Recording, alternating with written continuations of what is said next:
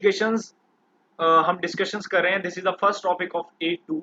इससे पहले हमने एएस के ऊपर डिस्कशंस की थी, तो एएस के अंदर जो है वो हमने डिस्कशंस की थी that what is the socialization. तो हमने उसको कैटेगराइज किया था into two part. That first one we have a primary socialization and other one is secondary socialization. तो प्राइमरी सोशलाइजेशन के अंदर हमने फैमिली डिस्कशन कर ली और फैमिली ही हमारा एएस का कोर्स था बेसिकली। वहां तक हमारा कोर्स जो एंड हो जाता है। A2 में हम जो है वो सेकेंडरी सोशलाइजेशन के ऊपर फोकस करेंगे। तो सेकेंडरी सोशलाइजेशन के अंदर जो पहली चीज आती है वो हमारे पास आती है एजुकेशन इंस्टीट्यूशन। तो एजुकेशन इंस्टीट्यूशन और कमिंग जो भी लेक्चर्स आएंगे वो हमारे सेकेंडरी एजुकेशन का के ऊपर ही हमारा फोकस होगा और वही हमारा A2 का कोर्स कंटेंट होगा। तो मैं दोबारा से रिकॉल कर रहा हूँ कि हमने एजुकेशन के अंदर दो चीजें पढ़ी थी। एक को हमने बोला था फॉर्मल एजुकेशन, एक को हमने बोला था इनफॉर्मल एजुकेशन। जो भी एजुकेशन आप सीखते हैं while sitting in the class, you need proper syllabus, proper course content. उस किस्म की एजुकेशन को हम बोलते हैं formal education. While informal education you don't need a class, you don't need a teacher, you just have your understanding and your way of interest. Like for example अगर आप रास्ते में जा रहे हैं तो आप किसी से हैंडशेक करते हैं तो आपको किसी की ड्रेसिंग स्टाइल पसंद आ जाता है, किसी को कुछ भी पसंद आ सकता है। तो that's become an informal education. So आज हम चूंकि A2 का कोर्स कंटेंट स्टार्ट करने लगे हैं तो मैं आपको एक नई टर्म्स इंट्रोड्यूस करवा रहा हूँ, दैट्स बिकम मैथ एजुकेशन। अब मैथ एजुकेशन क्या है कि जहां पर मेजॉरिटी लोग एक ही नेचर की एजुकेशन जो है वो क्या कर रहे हैं, वो गेन कर रहे हैं। It could be while sitting in the class. अगर आप देखें तो एक ही कोर्स कंटेंट जो होगा वो मेजॉरिटी, अगर मैं स्पेसिफिकली पाकिस्तान की बात करूं तो एक ही कंटेंट क्या होगा, मेजॉरिटी जो बच्चे हैं वो उसी को फॉलो कर रहे होंगे। That's become math education. तो मैंने आपसे कहा था कि हम जब रोल ऑफ एजुकेशन की डिस्कशंस करेंगे तो हमारा फोकस होगा that what is the relationship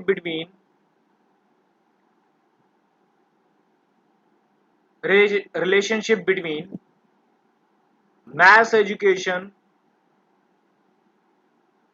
and economic development.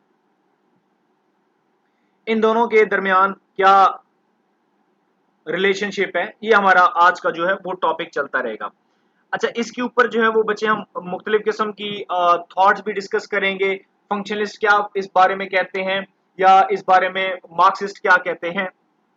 Education system basically closely linked with the economic system in this way that precise the nature of the relationship open to debate। अब होगा क्या कि देखें, अब मैं अगर आपसे कहूं कि दोनों में रिलेशनशिप क्या है तो मैं आपको जस्ट एक सडन एक ओवरव्यू दे देता हूं कि देखें, जब भी आप इकोनॉमिक डेवलपमेंट की बात हो रही है तो वर्क प्लेस की हम अगर हम बात करें तो वर्क प्लेस के अंदर देखें, आपको जब आप काम करने जाते हैं तो you need a kind of a position. तो फॉर एग्जांपल आप किसी ऑर्गेनाइजेशन के अंदर एज ए अकाउंटेंट किसी जॉब के लिए अप्लाई करना चाहते हैं। अब अकाउंटेंट के लिए you need certain kind of education and skills.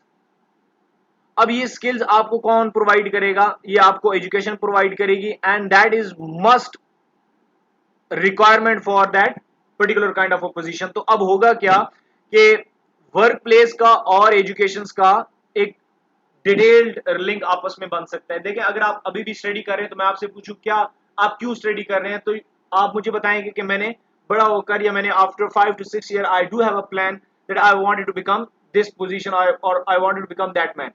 तो एजुकेशन जो है वो वर्क प्लेस के साथ बड़ा क्लोजली लिंक करती है। तो इकोनॉमिक डेवलपमेंट में एजुकेशन का बहुत ही एन ओपन रोल है, बहुत ही क्लोज रिलेशनशिप है। बच्चे, यहां तक बात समझ आती है आपको कि एजुकेशन का और इकोनॉमिक डेवलपमेंट या वर्क प्लेस में क्या ताल्लुक है? जी सर, आज ओके, हाँ जी। अब हम कुछ पर्सपेक्टिव डिस्कस करेंगे इसी क्वेश्चंस के ऊपर कि what is the role of maths education in the economic development. सबसे पहले हम जिस जिनके व्यूज डिस्कस करेंगे, कंसेंसस अप्रोच हम डिस्कस करेंगे, जिनको हमने बोला था फंक्शनलिस्ट अप्रोच।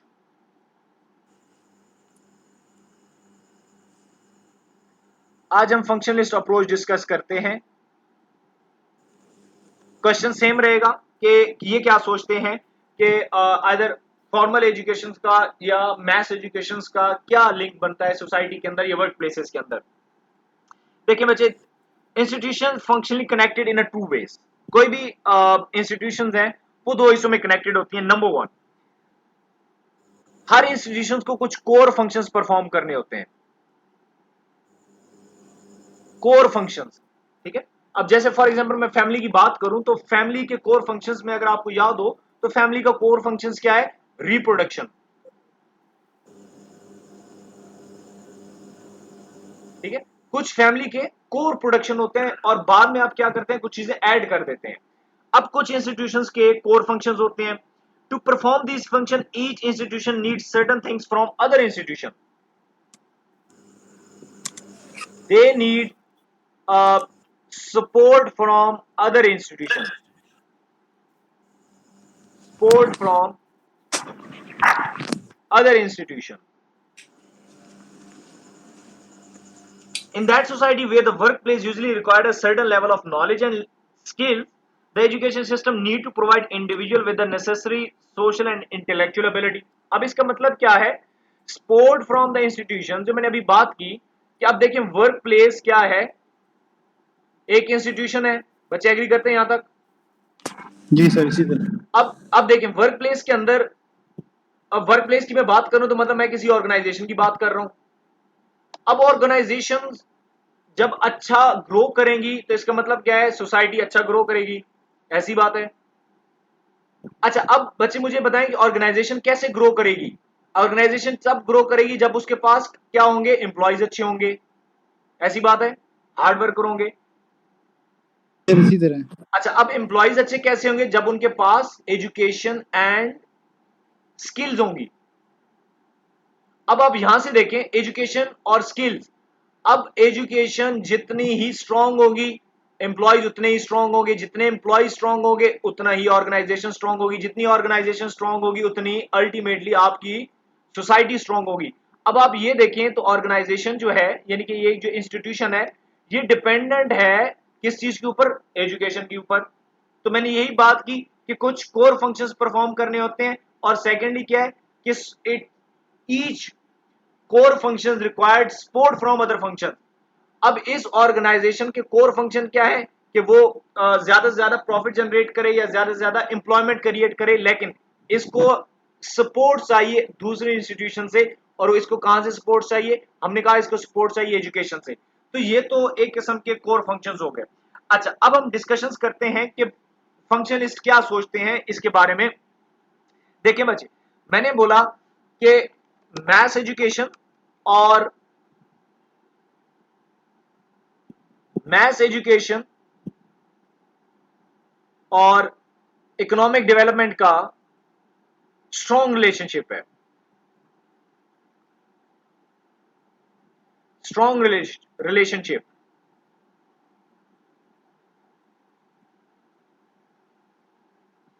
अगर तो एजुकेशन अच्छी परफॉर्म करेगी, एजुकेशन अच्छी होगी, एम्प्लॉयज अच्छे होंगे, एम्प्लॉयज अच्छी सी क्या है, ऑर्गेनाइजेशन अच्छी होगी, ऑर्गेनाइजेशन ज्यादा ग्रो करेगी तो अल्टीमेटली क्या होगा, आपकी कंट्री की इकोनॉमिक डेवलपमेंट क्या होगी, ज्यादा उतनी अच्छी होगी या उतनी ज्यादा ग्रो करेगी।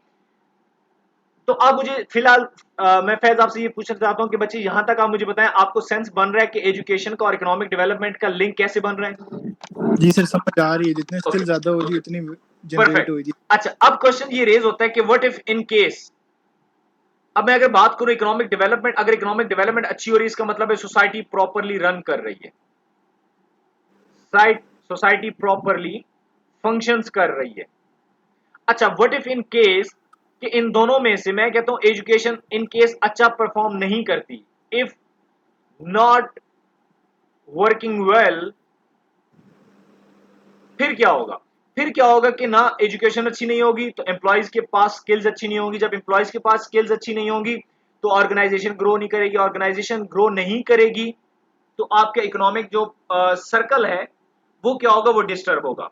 अच्छा अब हम मान लें कि जैसे अगर मैं यहाँ की बात करूं पाकिस्तान की, तो हमारे पास बहुत ज्यादा इश्यूज हैं, जो मेन इश्यूज आता है वो एजुकेशन में आ रहा है।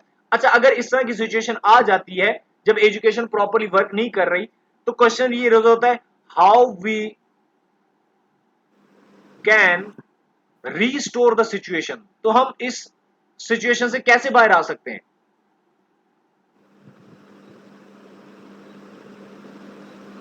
अब इसके हमारे पास दो ऑप्शन बचते हैं।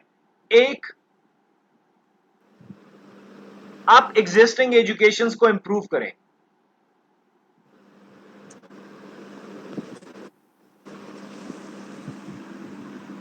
जो भी आपका सिस्टम चल रहा है एजुकेशन का, इसको क्या करें, इसको बच्चे इंप्रूव करें।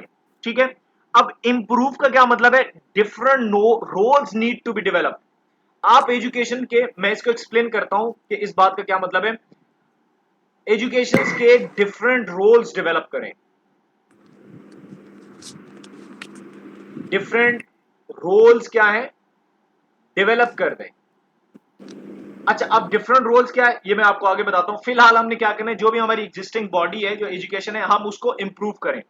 अच्छा, यहां तक तो अगर पॉसिबिलिटी होती है तो बहुत अच्छी बात है, लेकिन इन केस अगर पॉसिबिलिटी नहीं होती तो फिर आप क्या करेंगे, आप you need to develop new thing, मतलब you need to bring new education. फिर आप क्या है, आप सारे का सारा कोर्स कंटेंट चेंज करें और कुछ नई एजुकेशन लेके आए, ताकि हमारी जो भी रिक्वायरमेंट है सोसाइटी की, उसको फुलफिल किया जा सके। ठीक है, अच्छा अब होगा क्या, मैंने पहला पॉइंट आपके सामने डिस्कशन की, can improvement in the existing education. देखें, क्वेश्चन ये रेज होता है कि आजकल एग्जिस्टिंग एजुकेशन इतने जल्दी क्विकली चेंजेस अडॉप्ट नहीं कर सकती जितनी सोसाइटी के अंदर हो रही है। अगर मैं आपसे सिंपली बात करूं तो आप देखें, हर साल नई टेक्नोलॉजी आती है।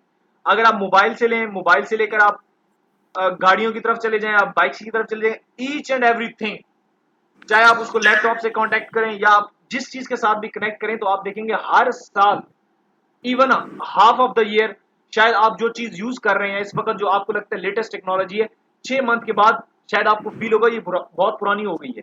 तो आप देखें कि टेक्नोलॉजी कितने तेजी के साथ एडवांस हो रही है। तो इतनी तेजी के साथ जितनी टेक्नोलॉजी एडवांस हो रही है, आप एग्जिस्टिंग एजुकेशन को उतने जल्दी इंप्रूव नहीं कर सकते। आप उसके अंदर इतनी तेजी के साथ चेंजेस नहीं लेके आ सकते। अगर आप तेजी के साथ चेंजेस लेके आना चाह रहे हैं तो इसका मतलब है आपको तो फिर हर मंथ अपना एजुकेशन सिस्टम चेंज करना होगा। आप एग्री करते हैं यहां तक? जी सर, इसी तरह है। तो अब क्वेश्चंस क्या रेज होता है, क्वेश्चंस रेज होता है, you need to develop new education. तो मैं न्यू एजुकेशन का आगे जाके डिस्कशन करता हूं। मैं फिलहाल फंक्शनलिस्ट पर्सपेक्टिव को एक्सप्लेन कर दूं। तो फंक्शनलिस्ट पर्सपेक्टिव क्या कहते हैं कि हमारे पास जो इंस्टीट्यूशंस हैं, जैसे कि स्कूल्स की अगर मैं बात करूं, तो स्कूल्स क्या करते हैं, ये एक एक्ट करते हैं, act as an agents of secondary socialisation.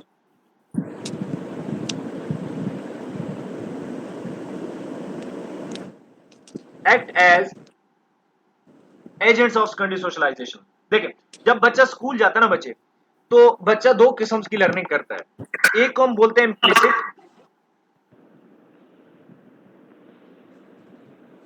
एक को हम बोलते हैं एक्सप्लिसिट। अच्छा, अब इम्प्लिसिट क्या चीज है, इम्प्लिसिट वो चीज है जो कि आपको मोरल मैसेजेस दिए जाते हैं, मोरल मैसेजेस दिए जाते हैं। अब वो आप क्लास में भी सुन सकते हैं, वो आप ड्यूरिंग असेंबली भी सुन सकते हैं। ठीक है, अगर मैं एक्सप्लिसिट की बात करूं तो एक्सप्लिसिट क्या है, ओपनली आप जो चीज सीखते हैं, मतलब क्लास में बैठने की जरूरत नहीं है, ओपनली सीखते हैं। अच्छा, अब इम्प्लिसिटली अगर मैं बात करूं तो बच्चे जब आप असेंबली के अंदर खड़े होते हैं, तो आपने नोटिस किया है कि जब नेशनल एंथम लगाया जाता है, तो सारे स्टूडेंट्स एक प्रॉपरली एक रिस्पेक्टेड वे में खड़े हो जाते हैं। ठीक है, और सर झुकाते हैं एक खास जगह पर, या आप सल्यूट करते हैं अपने फ्लैग को। अब ये चीज है क्या, ये चीज आपको क्या सिखाती है, ये चीज आपको सोशल सोलिडेरिटी सिखा रही है।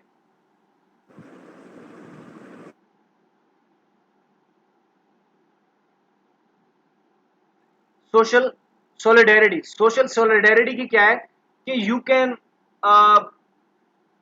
Compare, not only compare, but you can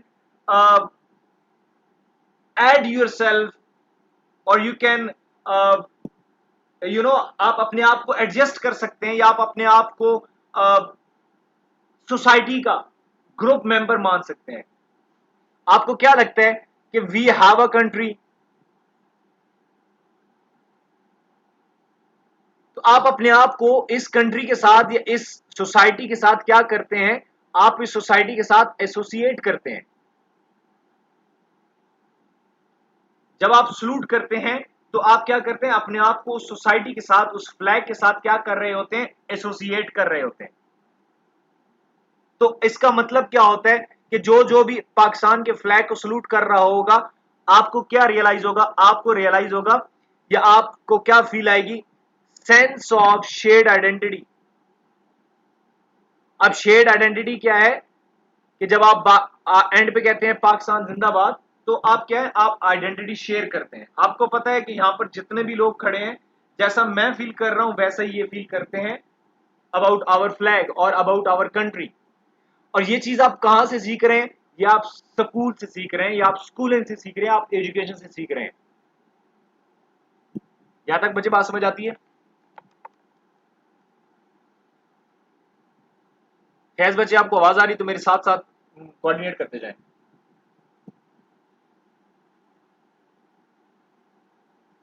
बच्चे, आपकी आवाज मेरी तरफ नहीं आ रही।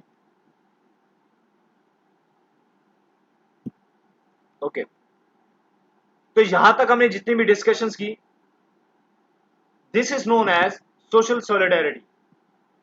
तो आप ये चीज कहां से सीखते हैं, you learn all this stuff from the education.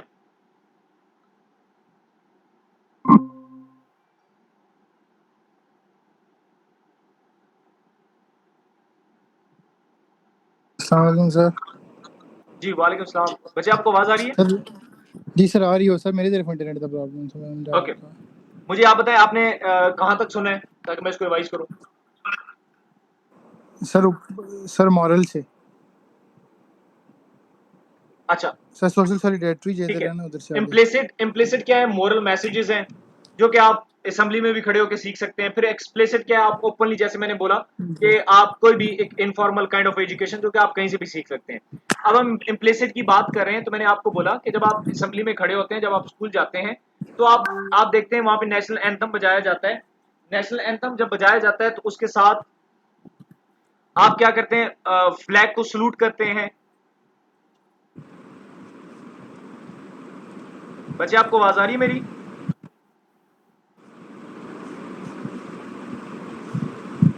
Faiz, आपको आवाज आ रही है मेरी? जी सर, आ रही है।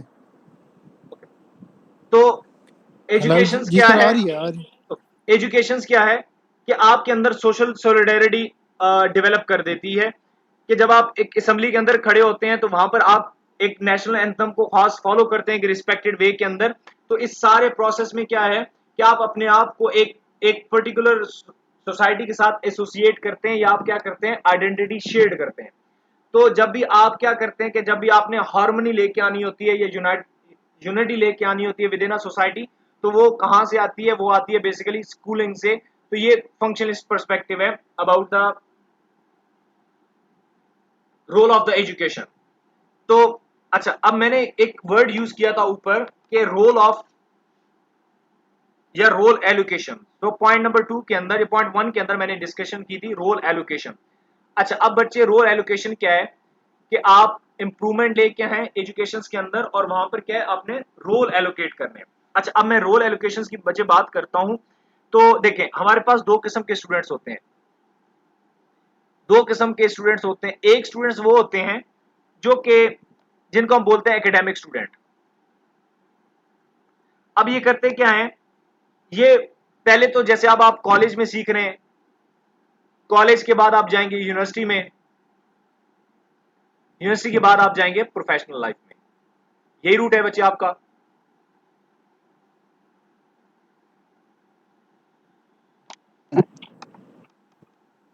बच्चे, आवाज आ रही है? साथ साथ जी सर, इसी तरह। कोऑर्डिनेट करते हैं, ठीक है।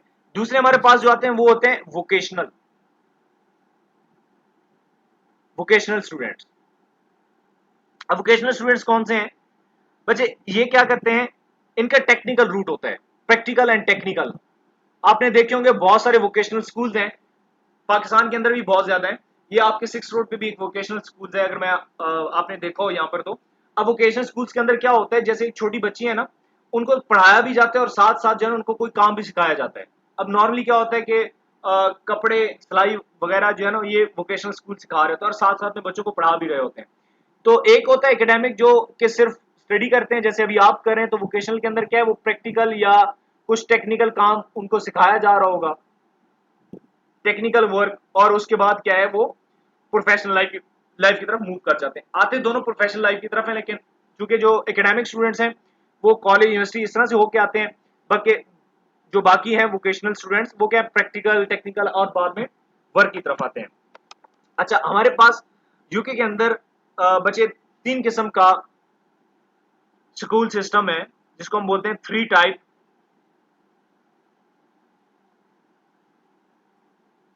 3 स्कूलिंग सिस्टम। पहला हमारे पास आता है ग्रामर स्कूल।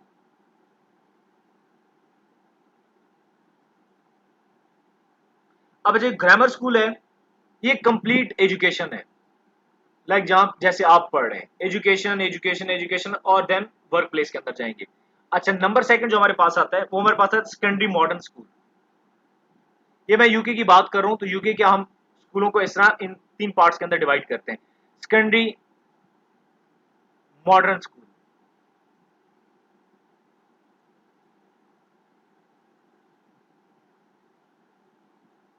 अब सेकेंडरी मॉडर्न स्कूल के अंदर क्या है, it provide mix of vocational and academic.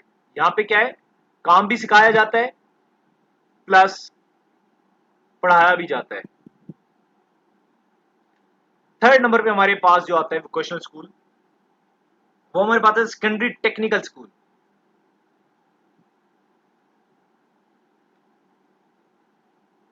Secondary technical school, अब सेकेंडरी टेक्निकल स्कूल क्या है, that provide work related technical work. जैसे आपने देखा हो, आपको ट्रेनिंग्स दी जाती हैं, आपकी कोई जॉब हुई है तो वहां पर उसके बाद क्या है, आपको स्पेसिफिकली आपकी अपनी पर्टिकुलर पोजीशन के ऊपर क्या करवाया जाता है, आपको काम सिखाया जाता है, वो काम होता है टेक्निकल। तो वो भी एक तरह का स्कूल ही है। अब जैसे आप देखें, कोई इंसान किसी जॉब पे बैठा तो वो कहता है मैंने अब कोर्स करना है, तो वो कोर्स अल्टीमेटली उसकी पोजीशन का ही फायदा होता है। तो ये हमारे पास हो गए 3 स्कूल सिस्टम। तो हमने फंक्शनलिस्ट पर्सपेक्टिव डिस्कस किया कि एजुकेशन जो है उसका रोल बहुत ज्यादा इंपॉर्टेंट है सोसाइटी के अंदर, तो वो सोशल सॉलिडेरिटी लेके आता है। अच्छा, यहाँ तक तो हमने इसको स्टडी कर लिया। अब कुछ क्रिटिसिज्म है इसके ऊपर जिनको हम डिस्कस करेंगे। Criticism on the functionalism.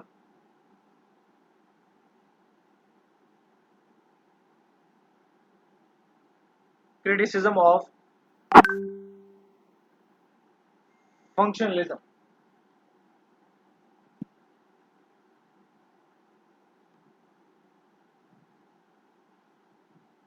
Functionalism. अच्छा, अब हमारे हमारे पास बचे कुछ थॉट्स हैं अबाउट जो कि क्रिटिसाइज करती हैं। अब देखें, मैं आपसे पूछता हूं कि हमारी सोसाइटी के अंदर कोई भी एक स्ट्रीट लेबर है या कोई भी एक मैकेनिक है, उससे ज्यादा इंपॉर्टेंस फॉर एग्जांपल किसी ऑर्गेनाइजेशन के अकाउंटेंट को दी जाती है। आप एग्री करते हैं?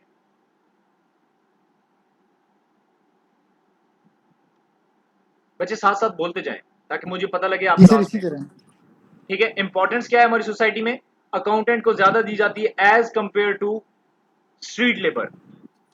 अब हमारे पास जो पहले सोशियोलॉजिस्ट हैं जिनका नाम है टमेन, अब ये क्वेश्चन रेज करते हैं कि किसने डिसाइड किया है कि इसका रोल अकाउंटेंट का ज्यादा इंपॉर्टेंट है एज कंपेयर टू मैकेनिक। अगर आप देखें तो मैकेनिक का काम भी बहुत ज्यादा इंपॉर्टेंट है, ऐसी बात है। जी सर, इसी तरह। लेकिन हमारी सोसाइटी में क्या है, अकाउंटेंट को ज्यादा इंपॉर्टेंस दी जाएगी। क्यों? क्योंकि इसके लिए आपको एक अच्छी खासी हार्ड वर्क करके आपको पहले क्वालिफिकेशन लेनी होती है और फिर जाके आपको ये पोजीशन मिलती है, जबकि इसके लिए इतनी आपको हार्ड वर्क नहीं चाहिए। तो टमिन कहते हैं कि who has decided the importance of the roles and how you can जज someone's role just on the basis of education. आप कैसे डिसाइड कर सकते हैं कि फलां का रोल सोसाइटी में ज्यादा इंपॉर्टेंट है क्योंकि उसके पास क्वालिफिकेशन ज्यादा? नहीं, वो कहते हैं अगर तो हमने सोसाइटी को फंक्शनलाइज करना है तो हमने कहा था कि हर रोल इंपॉर्टेंट है, लेकिन अगर आपकी सोसाइटी में अकाउंटेंट को ज्यादा पोजीशन मिल रही है क्योंकि उसके लिए क्वालिफिकेशन ज्यादा रिक्वायर्ड है, तो इस वजह से क्या मैकेनिक का रोल खत्म हो गया? तो पहला क्रिटिसिज्म उन्होंने फंक्शंस के ऊपर ये बोला। पहला क्रिटिसिज्म बच्चे समझ आ गया? जी सर। ओके, ये तो हो गया टर्म इनका। अच्छा, दूसरा क्रिटिसिज्म इन्होंने ये बोला कि एजुकेशन के अंदर तो मेरिटोक्रेसी है ही नहीं। Education is away from meritocracy.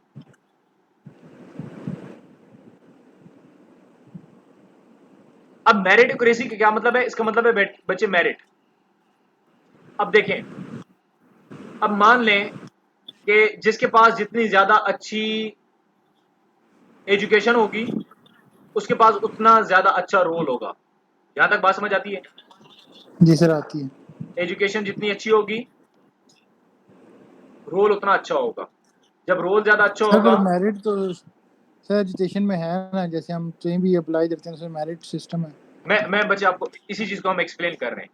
अब देखें, एजुकेशन जिसके पास जितनी स्ट्रांग होगी रोल उसके पास उतने ज्यादा होंगे, यानी कि सक्सेस के चांस इतने होंगे और अल्टीमेटली क्या है, इनकम उसी की अच्छी होगी। यहां तक तो आपको ये सीक्वेंस समझ आता है, ठीक है? अब जो क्रिटिसिज्म फंक्शन के ऊपर किया गया वो ये किया गया कि एजुकेशन जो है ना वो बेस्ड करती है लेवल ऑफ एजुकेशन के ऊपर। देखें, वो कहते हैं जो रूलिंग क्लास है वो अपने बच्चों को हाई स्टैंडर्ड स्कूल में भेजेगी। अब फॉर एग्जांपल मैं आपसे कहता हूं आप यहां किसी प्राइवेट स्कूल में पढ़ रहे हैं और जिनके पास पैसा ज्यादा है वो जाके हार्वर्ड में पढ़ रहे हैं, तो बच्चे अल्टीमेटली पोजीशन तो हार्वर्ड यूनिवर्सिटी वाले को ज्यादा मिलेगी नहीं मिलेगी? जी सर इसी तरह। तो वो कहते हैं एजुकेशन के अंदर तो मेरिट है ही नहीं, एजुकेशन ऐसी होनी चाहिए कि सब लोगों के लिए एक ही एजुकेशन सिस्टम होना चाहिए। तो जब एजुकेशन सबके लिए एक होगी तो आपका जो वर्किंग क्लास है उसके पास भी ऑप्शन होगा कि वो भी अच्छी पोजीशन पे बैठ सके, क्योंकि आपकी अच्छी पोजीशन डिपेंडेंट है अच्छी एजुकेशन के ऊपर, और अच्छी एजुकेशन डिपेंडेंट है अच्छे स्कूल्स के ऊपर, और उन अच्छे स्कूल्स के लिए आपको एक्सपेंसिव फीसेस चाहिए। वो फीसेस एलीट क्लास अफोर्ड कर सकती है। उन स्कूलों की एक्सपेंसिव फीसेस के अफोर्ड ही लीड क्लास कर सकती है, तो इसका मतलब क्या है कि वो स्कूल की फीस नहीं देते बल्कि क्या है, वो पोजीशन खरीद लेते हैं। बात समझ आती है बात? जी सर। यहां तक सेंस बन रहा है कि एजुकेशन कैसे जी सर बन रही। मेरिटोक्रेसी के नहीं आती अंदर। ये तो एक हो गया सिंपल सा क्रिटिसिज्म। जी सर। अच्छा, हम एक और थॉट पर्सपेक्टिव डिस्कशन करते हैं जो कि हमारा सेकंड लास्ट होगा आज के लेक्चर का। वो हम डिस्कशन करेंगे मार्क्सिस्ट का। अब मार्क्सिस्ट व्यूज क्या कहते हैं about education contributes to maintain the capitalist economic system. अब ये व्यूज देंगे अबाउट एजुकेशन। अब ये एजुकेशन के बारे में क्या कहते हैं। अच्छा, मैं यहां पर एक दो राइटर्स का इंट्रोड्यूस कराऊंगा जिनका पहला नाम है बोल्स एंड जेनेट्स। हम एएस के अंदर भी इनको स्टडी कर चुके हैं, तो अब हम फर्दर इनकी थॉट्स आगे भी देखते जाएंगे।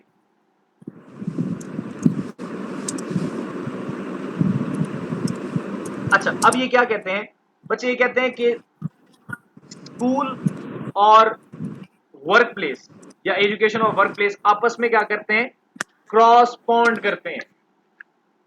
अभी मैं इस चीज को एक्सप्लेन करता हूं कि इनका क्या मतलब है। यहां पर मैं एक टर्म लिख रहा हूं आपके सामने जिसको हम बोलते हैं क्रॉसपॉन्डेंस प्रिंसिपल।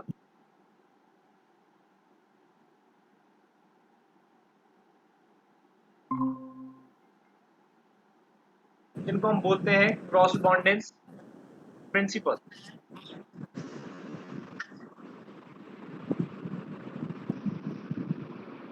अब क्रॉसपॉन्डेंस प्रिंसिपल क्या है? क्रॉसपॉन्डेंस प्रिंसिपल का मतलब यह है कि ऑर्गेनाइजेशन लाइक स्कूल जो है वो क्लोजली रिलेट करते हैं या क्रॉसपॉन्ड करते हैं टू द ऑर्गेनाइजेशन डिमांड। वो मैं इस चीज को एक्सप्लेन करता हूं कि इसका क्या मतलब है। वो कहते हैं कि जो वर्क प्लेस की या ऑर्गेनाइजेशन की डिमांड है, एजुकेशन वही पूरा करती है। अब हम चूंकि इसको इसी सेटअप को स्टार्ट करते हैं, देखें, अब पहला मार्क्सिस्ट का जो पॉइंट ऑफ व्यू है, अभी आपने क्रॉसपॉन्डेंस को माइंड में रखना है कि आपस में बड़ा क्लोज रिलेट करते हैं, एक दूसरे की रिक्वायरमेंट पूरी करते हैं। अब पहला हमारे पास आता है कि school discipline students to the demands of the work and crucial. अब देखें बच्चे, स्कूल आपको क्या सिखाता है? डिसिप्लिन।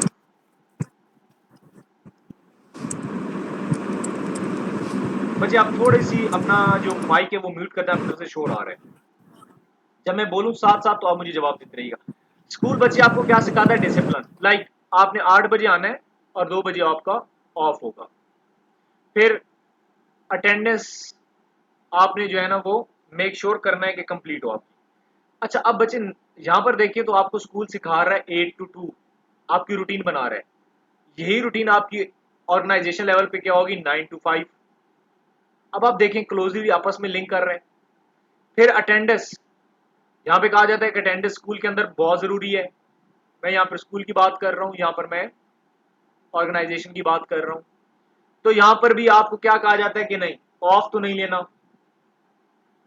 तो आपस में क्या है, पहले अंदर डिसिप्लिन आपको सिखा रहा है, तो वो क्या है, स्कूल और ऑर्गेनाइजेशन आपस में बहुत क्लोजली रिलेट कर रहे हैं, क्रॉसपॉन्ड कर रहे हैं। एक तो मार्क्स इसके ऊपर बात कर रहे हैं। अच्छा, दूसरा हमारे पास क्या है कि social relationship with in a school copy the relationship found at work. वो कहते हैं कि जो रिलेशनशिप्स बनते हैं स्कूल के अंदर, सिमिलर लाइक वर्क प्लेस।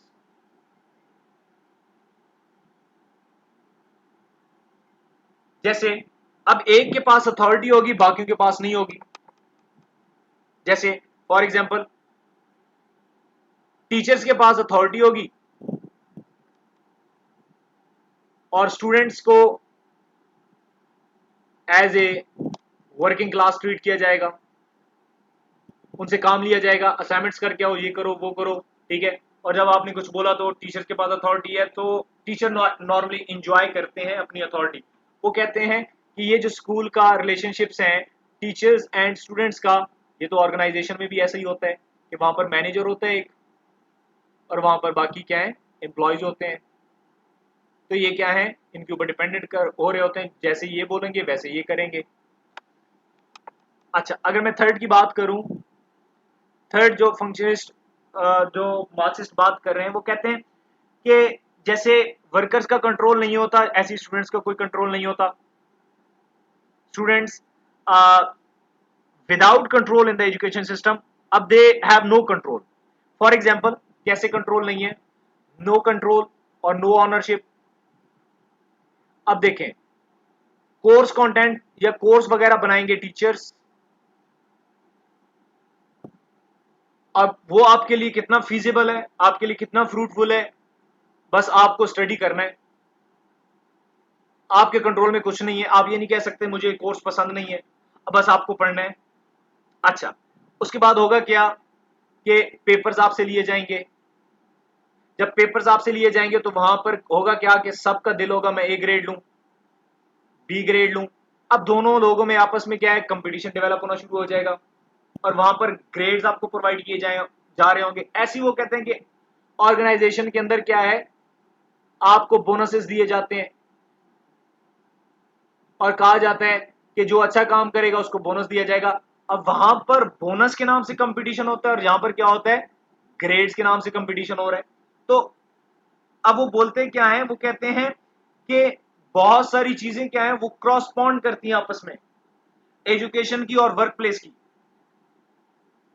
बच्चे यहां तक आइडियोलॉजी समझ आ रही है?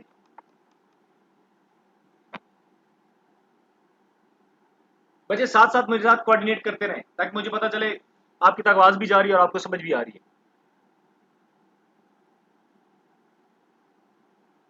हाँ। ओके, अच्छा, मैं एक और टर्म इसी के अंदर इंट्रोड्यूस करवा रहा हूं जिसको हम तो बोलते मेरी हैं। आवाज आ रही है? ओके, मेरे ख्याल में नेट थोड़ा सा वीक है तो आपकी मेरी आवाज थोड़ी सी आप तक लेट जा रही है। ओके, मैं बच्चे एक और टर्म यहाँ पे इंट्रोड्यूस करवाता हूँ जिसको हम बोलते हैं कल्चरल रिप्रोडक्शन।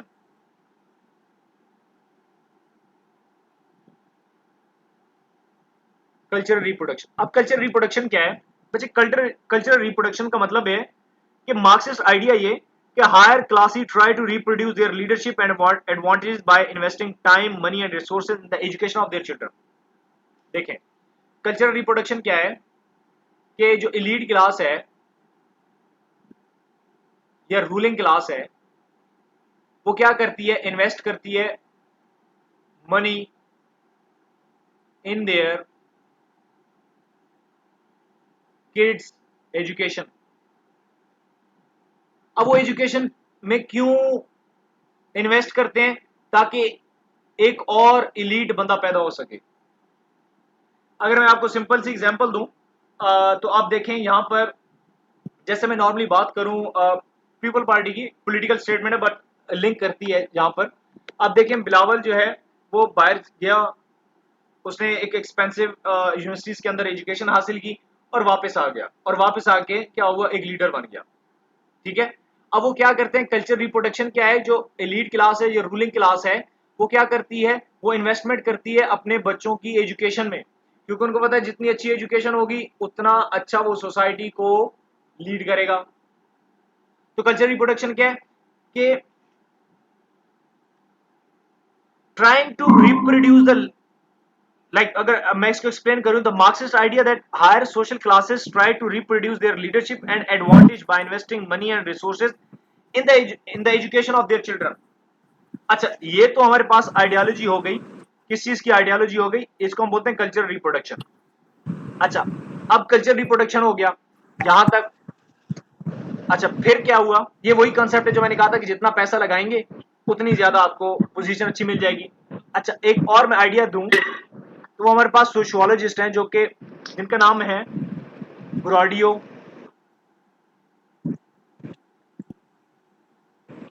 अच्छा, अब ये क्या कहते हैं? ये कहते हैं जो मेरिटोक्रेसी है मिथ है, education system works in the favour of ruling elite class. ये कहते हैं एजुकेशन सिस्टम क्या है? Work for ruling class.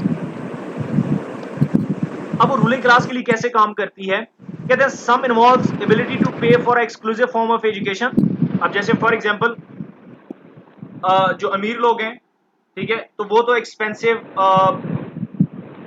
Expensive school क्या है वो अफोर्ड कर सकते हैं फॉर देयर किड्स। अच्छा, एक और कॉन्सेप्ट है जिसको हम बोलते हैं स्ट्रीमिंग। अब ये भी इन्होंने इंट्रोड्यूस करवाया। अब बच्चे स्ट्रीमिंग क्या है? STREAMING, streaming. स्ट्रीमिंग क्या है बच्चे? स्ट्रीमिंग का मतलब होता है कि situation in which group of children different major ability are taught separately in all subjects on the former curriculum. देखें, अब वो क्या कहते हैं? अगर मैं बात करूं किसी रूलिंग यूनिवर्सिटी की, लेट से मैं बात करता हूं नस्ट, ठीक है। अब यहां पर देखें एक टेस्ट होता है, यहां तक समझ आती है बात की? अगर मैं पाकिस्तान की बात करूं, अब वहां पर एक टेस्ट होगा, लेट से वहां पर 50 लोगों ने टेस्ट दिए, 50 में से 40 लोग क्या है? फेल हो गए। मान लें इसमें 2 वर्किंग क्लास होंगे, या मान लें जो भी है, जो भी स्टैट्स है। अब होगा क्या? अब बच्चे यहां पर अगर वर्किंग क्लास के बच्चे फेल हो गए हैं तो उसका मतलब है वो फेल हो गए, ठीक है। अब लेकिन एलीट क्लास का क्या होगा? हम एक कॉन्सेप्ट बोलते हैं सेल्फ। सेल्फ का क्या मतलब है? कि वो ज्यादा फीस देके यहाँ पर एडमिशन ले लेंगे और उसके लिए उनको टेस्ट देने की कोई जरूरत नहीं है। समझे बात को? अब वो इस जी बात का सर। मतलब क्या है कि आप जस्ट एक टेस्ट लेकर किसी की इंटेलिजेंस को कैसे मेजर कर सकते हैं? हो सकता है जो कि आपके टेस्ट की वजह से जो स्टूडेंट्स फेल हुए हैं वो सबसे ज्यादा ज़हीन हो। पॉसिबिलिटी है ना बच्चे? पॉसिबिलिटी है। जी सर है। अब जी सर है। अब इशू क्या है कि आपने तो एक टेस्ट ले लिया और आपने क्या किया? उन बच्चों को साइडलाइन कर दिया। अब उस जगह एडमिशन कौन लेगा? जो कि आपकी फीसेस अफोर्ड करेगा। ये तो हमारे पास हो गया स्ट्रीमिंग का कॉन्सेप्ट। अच्छा, फॉर्मल एजुकेशन जो है ना, उसने इस चीज को बहुत प्रमोट की है। एक और जो चीज है, यहां पर थर्ड टर्म में अगर इंट्रोड्यूस करवाऊं, अल्थुसर की। अल्थुसर क्या बोलते हैं? अल्थुसर ने एक कॉन्सेप्ट दिया जिसको हम बोलते हैं आईएसए, जिसको हम बोलते हैं आइडियोलॉजिकल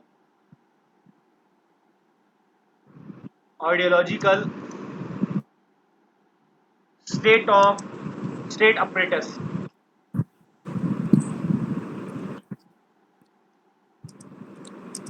अब इसका क्या मतलब है? अब ये कहते हैं कि बच्चे, it involve social learning,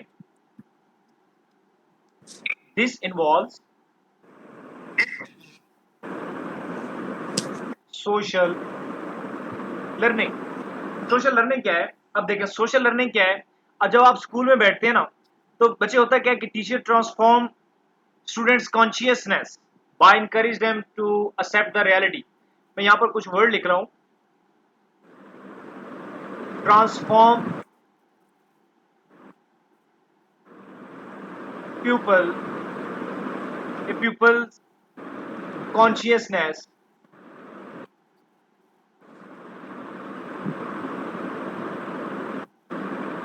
by encourage them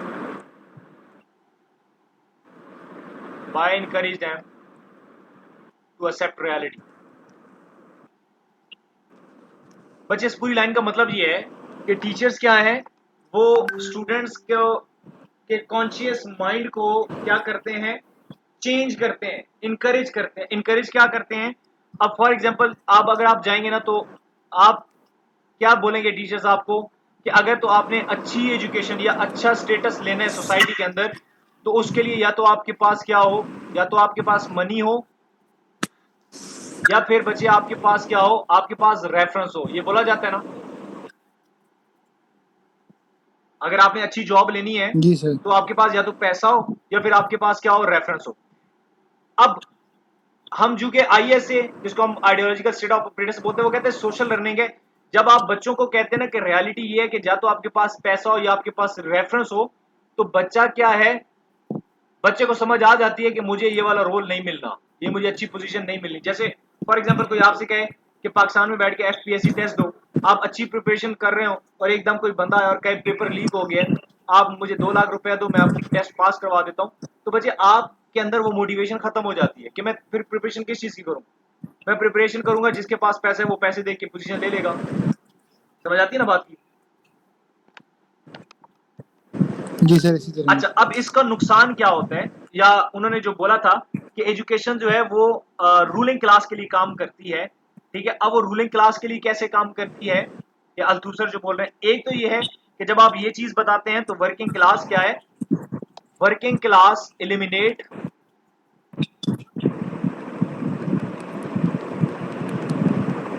as a competitor. मैं वर्ड लिख रहा हूं, as a competitors to working to ruling class. देखें, मैं सपोज कर रहा हूं बच्चे, आपको एग्जांपल दे रहा हूं कि अगर कोई आपसे कहे कि आप पॉलिटिक्स में पार्टिसिपेट क्यों नहीं करते, आप जाके एमपीएमएलए का के इलेक्शन क्यों नहीं लड़ते, तो बच्चे आप क्या बोलेंगे? आप बोलेंगे मेरे पास पैसा नहीं, इसके लिए पैसे चाहिए। समझ रहे बात की? जी सर। अब जब आपके पास पैसा नहीं, आप इलेक्शन नहीं लड़ेंगे, तो इलेक्शन कौन लड़ेगा? जिसके पास पैसा है। समझ आती है ना बात की? जी सर, आती है। अब चूंकि वो इलेक्शन लड़ सकते हैं, जिसका मतलब उनका कोई कंपेटिटर ही नहीं है, उनका कंपेटिटर सिर्फ उनके पैसे वाला होगा और कोई भी नहीं है। तो ऐसे ही क्या होता है कि जब आप ऑर्गेनाइजेशन लेवल पे मूव करते हैं, या बड़ी बड़ी पोजीशन जिनकी मैं बात कर रहा हूं, तो वो पोजीशन वही लोग ले सकते हैं जिनके पास पैसा ज्यादा है।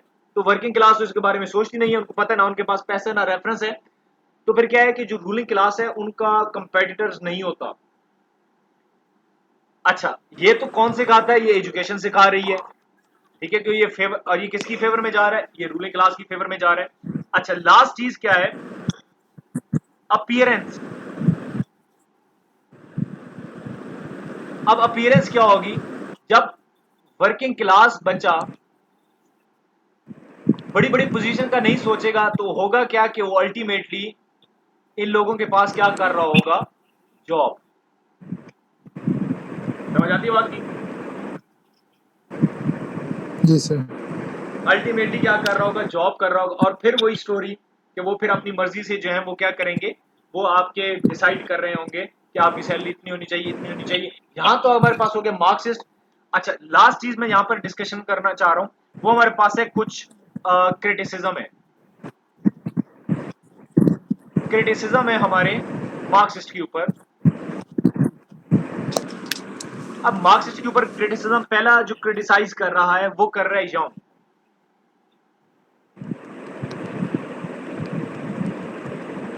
अब यंग कैसे क्रिटिसाइज कर रहा है? यंग कहता है कि अगर आप मार्क्सिस्ट को सोचें तो मार्क्सिस्ट कहता है लेफ्ट फंक्शनलिज्म।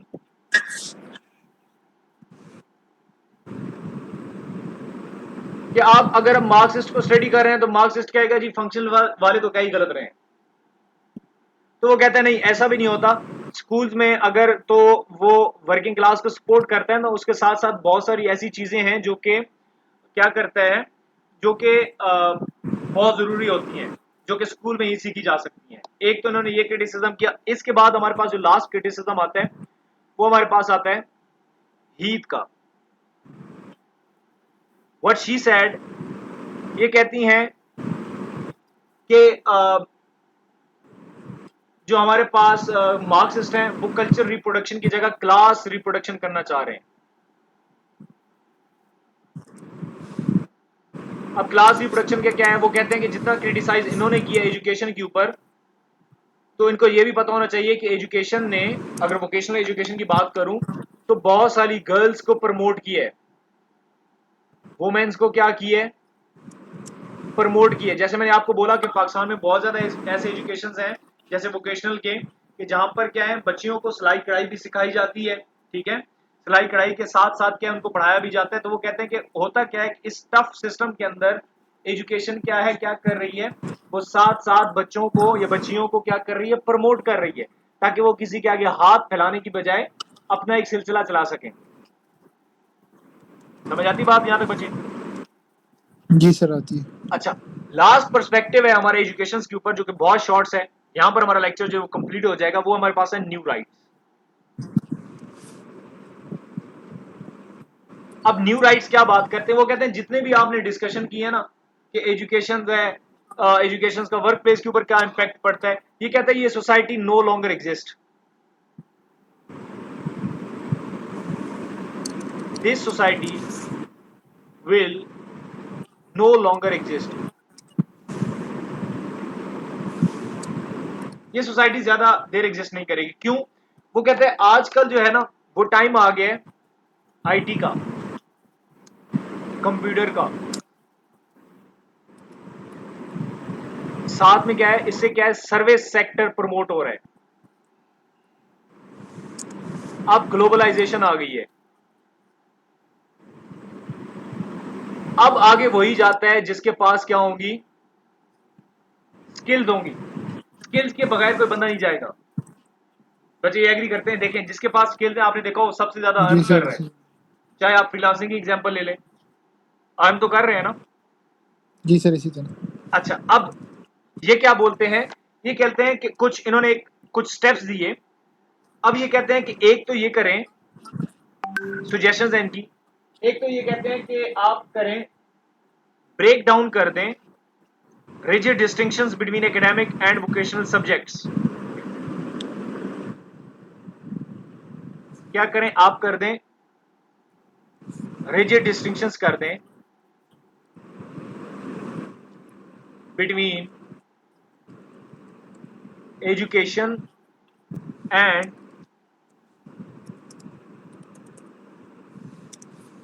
vocational subjects।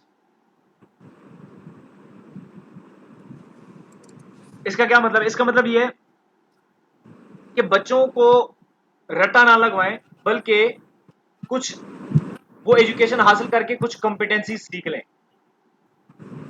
मतलब एजुकेशन के साथ साथ एजुकेशन वो हासिल कर रहे हो, तो एजुकेशन हासिल करते हुए क्या हो, अल्टीमेटली कि एजुकेशन हासिल करने के साथ साथ उनके अंदर कुछ स्पेसिफिकली स्किल्स डेवलप होना स्टार्ट हो जाए, उनके अंदर क्या है कुछ कॉम्पिटेंसी आ जाए। ठीक है, एक तो इनका ये पॉइंट ऑफ व्यू है न्यू रिजिट्स का। अच्छा, नंबर सेकंड क्या है? नंबर सेकंड है move away from the curriculum. ऐसी एजुकेशन से वो दूर हो जाएं जो कि आपको सिर्फ रट्टा लगवा रही है। ठीक है, वो कहते हैं कुछ ऐसी एजुकेशन लेके आए जो कि आपको स्किल्स, लीडरशिप और कम्युनिकेशन करना सिखाए। आजकल दुनिया इसी चीज के ऊपर फोकस कर रही है कि how you skill, how you can lead and how you can communicate with your customer. बच्चे यहां तक क्लियर है, समझ आती है? जी सर आती है। अच्छा, ये तो हमारे पास न्यू राइट्स। एक आखिरी और ये हमारा टॉपिक कंप्लीट जो कि हमारे पास है सोशल डेमोक्रेटिक व्यूज। हमने 4 व्यूज आज पढ़े हैं और ये हमारे पास लास्ट है सोशल डेमोक्रेटिक व्यूज अबाउट और on relationship between education and economy. Education and economy. अच्छा, अब ये एक्सप्लेन करते हैं कि हमारे पास 2 किस्म की चेंजेस हैं। एक हमारे पास है टेक्नोलॉजिकल चेंजेस,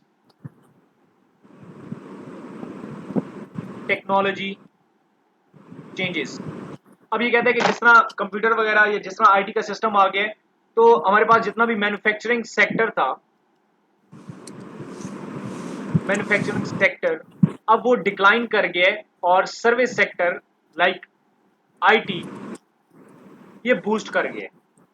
तो जितना तेजी के साथ ये, जैसे हमने पहले भी एक्सप्लेन किया कि जितना तेजी के साथ आपकी जो टेक्नोलॉजी वो बूस्ट कर रही है, आप उस हिसाब से आपकी एजुकेशन जो है वो ये रिक्वायरमेंट कंप्लीट नहीं कर सकती। तो एक तो इनका ये पॉइंट ऑफ व्यू है। लास्ट पॉइंट ऑफ व्यू इनका ये है कि सोशल चेंजेस। अच्छा, सोशल जो चेंजेस है it's all about equality, fairness. ठीक है, अब ये कहते हैं कि सोशल चेंजेस जो हैं, जो सोसाइटी के अंदर चेंजेस आती हैं वो बेस्ड करती हैं इक्वालिटी के ऊपर और फेयरनेस के ऊपर। जबकि आपका जो एजुकेशन सिस्टम है वो तो प्रमोट करता है किस चीज को? वो तो डिवीजन को प्रमोट करता है। किस चीज के ऊपर? इंटेलेक्चुअल बेसिस के ऊपर, कि आप एक टेस्ट लेते हैं और क्या करते हैं 2 क्लासेस में डिवीजन करा देते हैं। क्लास डिफरेंस तो आपके एक टेस्ट से आ जाता है।